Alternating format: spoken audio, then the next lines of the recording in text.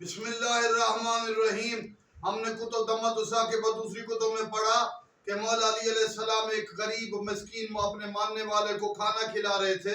یہ علی کی سیرت ہے، ہمیں بھی کھلانا چاہیے غریبوں کو.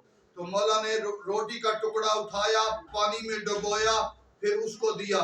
جب روٹی کا ٹکڑا تھا تو نظر آ رہا تھا، جب علی مولا کے ہاتھ کے اثر سے پانی میں اس کی اور شکل بدلی، پھر وہ کئی انواع اقسام کے کھانوں میں بدلا، اور جب اس مومن کے منہ میں گیا تو گوشت، بھونے گوشت کا ٹکڑا بن گیا.